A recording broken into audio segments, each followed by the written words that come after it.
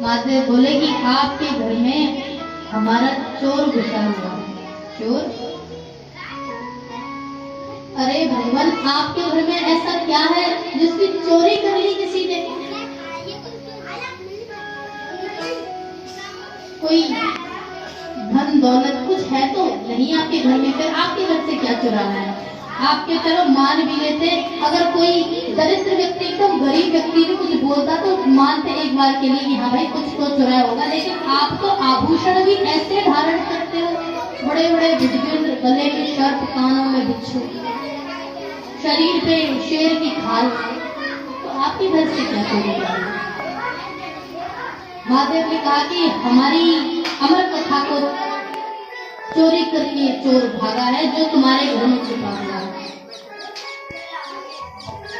महादेव से कही, व्यास जी बोले महादेव अब आप क्या करेंगे? महादेव बोले मैं उसको छोड़ूंगा नहीं, मैं उसको प्राण ले लूंगा, मैं उसको मार डालूंगा। व्यास जी मुस्कुराए और व्यास जी बोले आपको ऐसे ही भोले नहीं कहा जाता, आप वाकई आप बहुत भोले हैं। महादेव एक बात बताइए, चोरी किसकी की है? अमर कथा की। जिसने अमर कथा को सुन ही लिया है उसको भला आप मार कैसे सकते हैं और वो मर कैसे सकता है? तो चलिए एक बार के लिए मान भी लेते हैं कि आपने यदि उसको मार डाला तो ये बताइए उस अमर कथा का प्रभाव क्या होगा? फिर तो युगों युगों तक एक ही बात चलती रहेगी कि अमर कथा जैसी कोई कथा थी ही नहीं।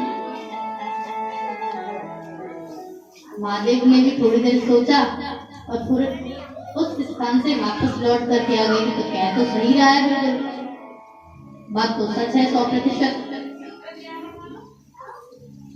तो उस अमर कथा को सुखदेव जी ने श्रवण किया, सुना, और फिर 12 वर्ष बाद 12 वर्ष बीत गए। व्यास जी की पत्नी के गर्भ में 12 वर्ष तक, आपने कभी सुना है कि कोई बालक अपनी माँ के गर्भ में 12 वर्ष तक रहा हो? 9 महीने की तो हम लोग सब सुनते हैं, लेकिन सुखदेव जी 12 वर्ष तक अपनी माँ के गर्भ में छुपे रहे। व्यास जी ने 12 वर्ष बाद कहा कि बेटा अब तो बाहर आ जाओ, अब कोई तुम्हारा कुछ नहीं बिगाड़ेगा। तो सुखदेव जी ने गर्भ से ही उत्तर दिया कि यदि मैं गर्भ से बाहर आया तो ये जो भगवान की माया है ना, ये माया मुझे पकड़ लेगी, मुझे लपेट लेगी, और मैं इस माया से बच करके ये तो गर्भ में छुपा बैठा हूं, मैं बाहर आने वाला नहीं। व्यास जी भगवान श्री हरि के पास में गए और भगवान श्री नारायण से कहा कि हे प्रभु, कोई तो ऐसी लीला करो जिससे कि ये गर्भ से बाहर आए। भगवान श्री हरि ने स्वयं आकर के कहा कि तुम गर्भ से बाहर आ जाओ, मेरी माया तुम्हें प्रभावित नहीं करेगी।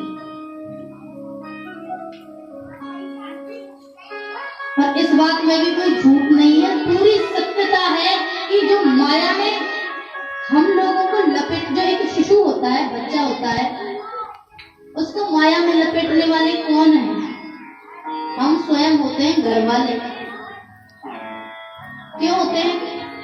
कि जैसे किसी बालक का जन्म होता है तो माताएं जाती हैं देखने के लिए कि बच्चा कैसा है, मुंह देखने के लिए जाती हैं, गोद में लेती हैं, एकदम खिलाती हैं, फिर उसी के हाथ में पैसे पकड़ा देती है। होता है कि नहीं? ऐसा होता है ना? मतलब बच्चे को ये बोलती है ना टॉफी खा ली, तो वो बच्चा, पैसों की कीमत वो बच्चा क्या जानता है? पैसे क्या जानता है कि धन, पैसा, रुपया क्या होता है? नन्हा सा शिशु होता है, नन्हा सा बालक होता है, वो भला क्या जाने पैसा होता क्या है? लेकिन वो माया में, धन में लपेटने वाले कौन होते हैं? उसे हम लोग। तो जैसे ही सुखदेव जी गर्भ से बाहर आए, 12 वर्ष का बालक गर्भ से एकदम प्रकट हुआ, और प्रकट होते ही उनका नालोच्छेदन संस्कार भी नहीं हुआ। उन्होंने अपने न माँ को देखा न पिता को देखा, गर्भ से प्रकट हुए और नानो चेतन संस्कार नहीं हुआ, नाड़ी लटकी जा रही है और वो जंगल की तरफ चल रही है सीधे। इधर पुत्र मोह में व्यास जी पागल हुए, पुत्र पुत्र कह करके पुत्र पुत्र पुकारते हुए उनके पीछे भागने लगे। और जैसे ही पीछे भागने लगे तो वृक्षों ने उत्तर दिया कि हे व्यास जी, आप तो परम विद्वान हैं, परम तेजस्वी हैं,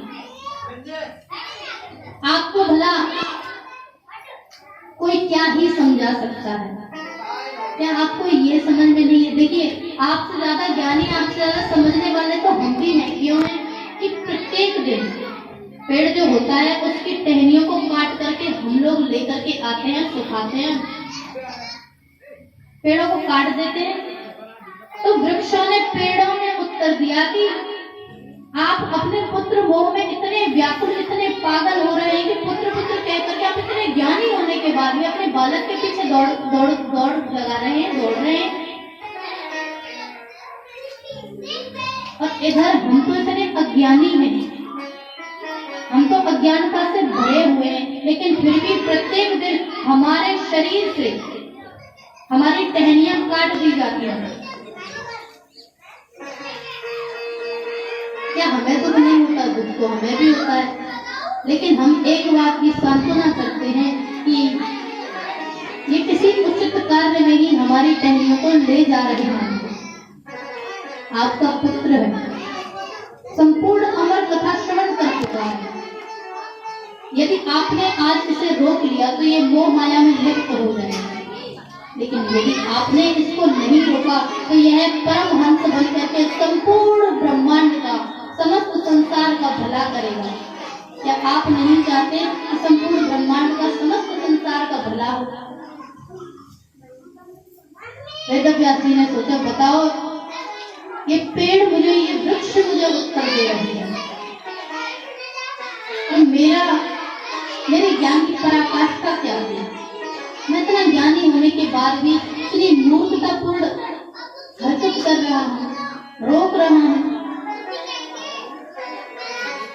तो सुखदेव जी का जन्म तो हुआ ऐसे। अब परीक्षित जी कौन है? आज की कथा प्रारंभ भी नहीं हुई और समय हो गया। परीक्षित जी कौन है?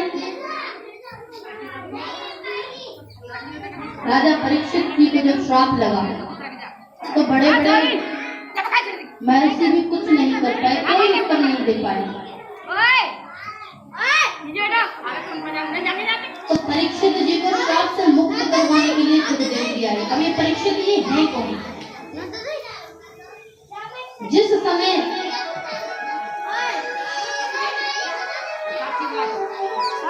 महाभारत के लिए